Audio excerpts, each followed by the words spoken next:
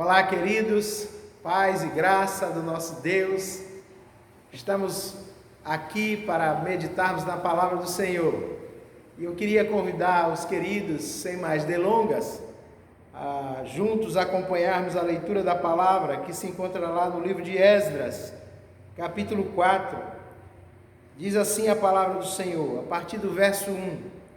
Quando os adversários de Judá e de Benjamim ouviram que os exilados estavam construindo o templo do Senhor, o Deus de Israel, e foram falar com Zorobabel e com os chefes de família e disseram-lhes: queremos ajudar a construir, pois como vós buscamos o vosso Deus e temos oferecido sacrifício a ele desde o dia de Esar-Adom, rei da Assíria, que nos trouxe para cá.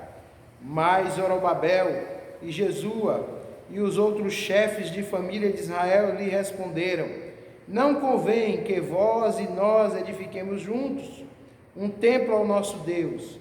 Nós construiremos sozinhos para o Senhor, o Deus de Israel, como nos ordenou Ciro, rei da Pérsia. Então o povo da região passaram a desanimar o povo de Judá e a intimidá-los, atrapalhando-os na construção. Deram dinheiro a alguns conselheiros para fazerem oposição a eles e frustrar os seus planos. E fizeram isso durante todo o período de Ciro, rei da Pérsia, até o reinado de Dario, rei da Pérsia. Que Deus aplique a porção da sua palavra lida aos nossos corações. Queridos, nós temos como tema para a nossa meditação nesta hora, lidando com as frustrações. Queridos, quando nós pensamos em frustração, é alguma coisa que é inerente e que há esta possibilidade a todo ser humano. É comum a todo ser humano passar por frustração. A definição que o estudo da psicanálise faz da frustração é que a frustração é um estado de um indivíduo quando impedido por outrem ou por si mesmo de atingir a satisfação de uma experiência pulsional que diz respeito ao nosso sentimento, aos nossos desejos. Quem nunca teve um desejo frustrado? É interessante que esse texto da palavra nos mostra que o povo de Israel, o povo de Judá e de Benjamim, as duas tribos que restaram, eles tinham o objetivo de edificar o templo e já haviam lançado os alicerces do templo. Vamos rememorar a história quando nós lembramos que Neemias, ele seria o construtor do muro da cidade, mas Esdras seria o construtor, o edificador da vida espiritual do povo de Israel, e para que a vida espiritual fosse retomada, havia uma necessidade da restauração do templo. Queridos, quando eles começaram a intentar a construção desse santuário para o Senhor, diz a palavra que os adversários vieram e a princípio queriam construir junto com eles. Quando nós pensamos sobre isso, irmãos, é preciso ter cuidado, porque nem toda ajuda vem de Deus. Muitas vezes uma ajuda, uma facilitação para alguma obra que nós intentamos fazer para o Senhor, pode vir de uma origem que não vem de Deus, e o povo de Israel aqui, o povo de Judá, estava muito alerta a isso. É interessante que esse povo da terra disse: olha, nós queremos construir junto com vocês. E quantas pessoas querem construir junto conosco a obra de Deus? Mas a obra de Deus, irmãos, para ser feita, para ser edificada, ela não deve ser edificada por qualquer um, porque somente servo de Deus, o Senhor chama servos, o Senhor chama filhos para edificar na sua obra. É preciso entender isso, que não era egoísmo do povo, mas era um chamado pessoal, era alguma coisa que Deus tinha com o seu povo, uma responsabilidade que era intransferível, que era a retomada da vida espiritual. da nação de Israel.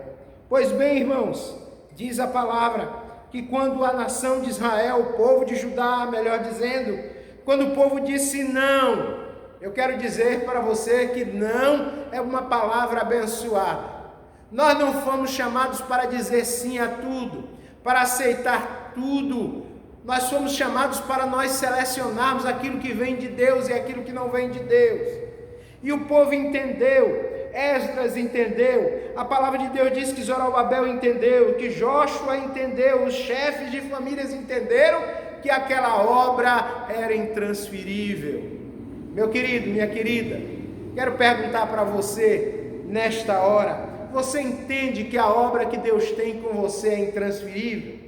Você entende que a obra que Deus tem chamado para você edificar o templo vivo, porque a palavra de Deus diz que nós somos templos espirituais de Deus, nós somos o templo, o organismo vivo do Senhor, e cabe a nós edificarmos esse templo. Nós não podemos transferir essa responsabilidade para outrem. Aquele povo cônscio de sua responsabilidade disse não. Mas Zorobabel e Jóshua e os outros chefes de família de Israel lhe responderam: não convém que vós e nós edifiquemos juntos um templo ao nosso Deus. Nós construiremos sozinhos para o Senhor, o Deus de Israel, como nos ordenou Ciro, o rei da Pérsia. Então o povo da região passaram a desanimar o povo de Judá e a intimidá-los, atrapalhando a construção, porque o inimigo é assim, irmãos.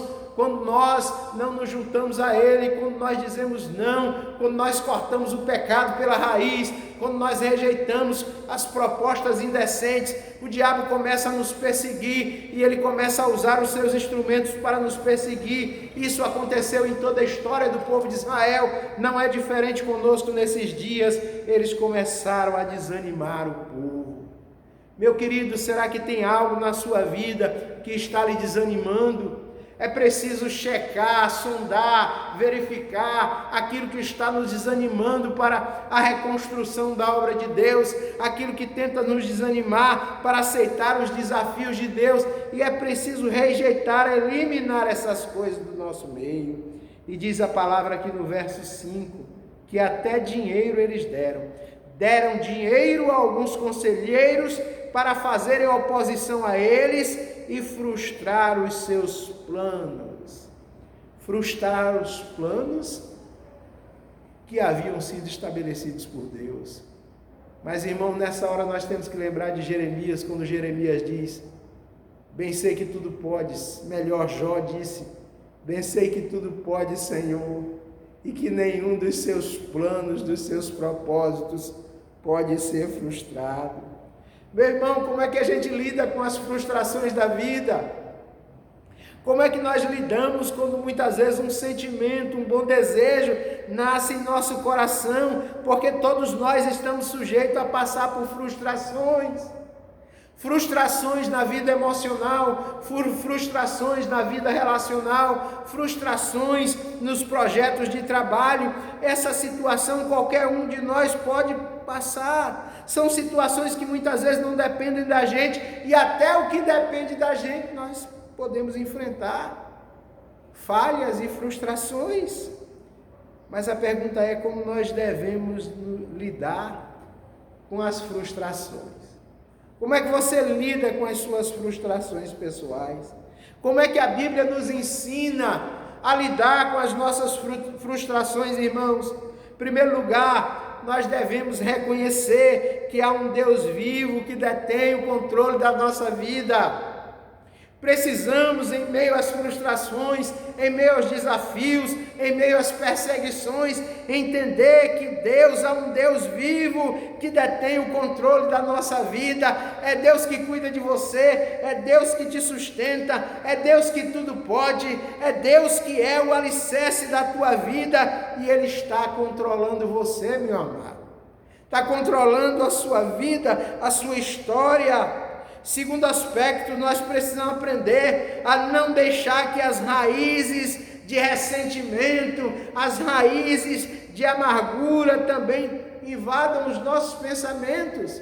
Veja o que diz a palavra aqui, que Esdras e os seus servos, aquelas pessoas que o estavam ajudando na construção, que Esdras, que era chamado por Deus para ser o líder daquele povo, que Zorobabel, que havia sido chamado para ser líder na construção daquele templo, que os seus ajudadores, eles não ficaram com ressentimento no coração, porque sabe, ressentimento, raiz de amargura, quando nós paramos para pensar nessas coisas, isso vai inutilizando, paralisando a nossa vida e a obra não é feita. Quantas pessoas, irmãos, estão paradas num canto da vida, remoendo ressentimentos, remoendo amarguras.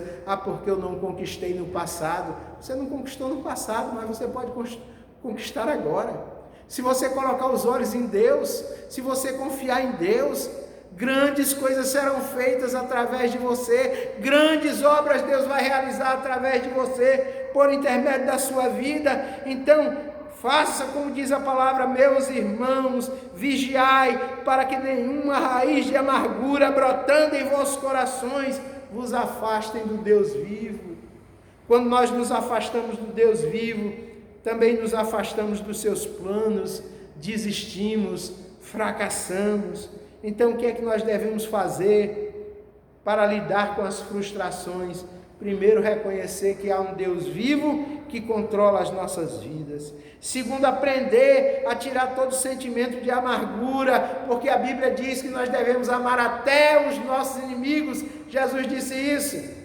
Ele disse, bendizei aos que vos maldizem. É difícil isso. Bendiga os que vos maldizem, abençoai aqueles que vos amaldiçoam. Foi isso que diz Jesus. Quando nós tomamos essa posição, irmãos, a nossa vida prospera. Terceiro lugar, como nós devemos enfrentar as frustrações? Saber que eu sou mais importante do que qualquer posição que eu venha conquistar. Saber que Deus me escolheu como um filho seu, como um servo seu, para fazer a sua obra. Não foi por acaso, como disse outro dia numa pregação aqui, não foi por acaso que eu estou aqui na igreja de Deus, que você está no corpo de Cristo, não é por acaso, foi porque Deus te escolheu e você é tão importante para Deus você vale mais que o mundo inteiro. A palavra de Deus nos diz que um pecador que se arrepende vale mais do que o mundo inteiro. Uma alma salva, uma alma rendida a Jesus Cristo, vale mais que o mundo inteiro. Não importa a posição que você esteja, se você esteja na retaguarda, no meio, à frente, se você é líder ou liderado, se você é o primeiro violino ou o segundo, não importa. Todos nós formamos um conjunto, uma orquestra que está edificando para o reino de Deus. Foi por isso, irmãos, que Esdras, Zorobabel, Jóshua e todos os homens que naquele tempo resolveram edificar o templo do Senhor, eles completaram a obra. Meu irmão, você vai completar a obra se você pensar assim. Se você jogar as frustrações fora, se você jogar os ressentimentos fora e colocar fé no seu coração, é outro ponto. Nós precisamos aprender a reagir com fé diante das frustrações, com coragem diante das frustrações. Foi isso que Esdras fez, apesar do suborno dos inimigos, porque eles ofereceram dinheiro para o povo deixar a obra. Pelo contrário, eles continuaram firmes em fé e venceram tudo. Meus irmãos, nós podemos ser vencedores ou reféns. Podemos ser vencedores contra o nosso arqui-inimigo, que é o diabo e seus anjos, seus demônios, ou podemos nos tornar refém de suas ciladas, das astutas ciladas do inimigo, como Paulo fala lá, escrevendo a carta aos Efésios. Podemos ficar reféns de nós mesmos, dos nossos sentimentos, ou podemos ser vencedores diante de Deus, confiando que Deus está à nossa frente e que Ele vai adiante de nós e que Ele sempre nos abençoa. A pergunta que eu quero fazer para você, o que é que você vai escolher? Será que você vai escolher ficar parado? Será que você vai escolher desistir diante das ameaças? Será que você vai se anuir ao conselho dos inimigos? Será que você vai aceitar edificar junto com o inimigo? Não, irmãos, essa tarefa é somente para nós. Edificar a igreja de Deus é somente para os crentes. Sabe, fazer expandir o reino de Deus é somente para os crentes. Fazer com que o templo espiritual seja crescido, seja edificado, seja santificado, é tarefa de cada um de nós. Mas a pergunta é: o que nós vamos escolher? Lembrando do conselho de Moisés ao povo de Israel, quando eles estavam para adentrar a terra prometida, o Senhor disse: escolhe, está diante de ti, escolhe a bênção ou a maldição, a vida ou a morte, tenho proposto diante de ti. Se você escolher a bênção, eu vou abençoar a tua casa, eu vou abençoar a tua terra, eu vou abençoar a tua amassadeira, eu vou abençoar os teus alimentos, eu vou abençoar os teus filhos, eu vou abençoar os teus projetos. Escolhe, é o que Deus está dizendo para cada um de nós. Querido, não deixe que as frustrações da vida lhe impeçam de ver e de enxergar o plano lindo que Deus tem para você. Que Deus te abençoe, que Deus nos abençoe, e que nós possamos seguir o conselho de Esdras, continuar edificando para a glória de Deus.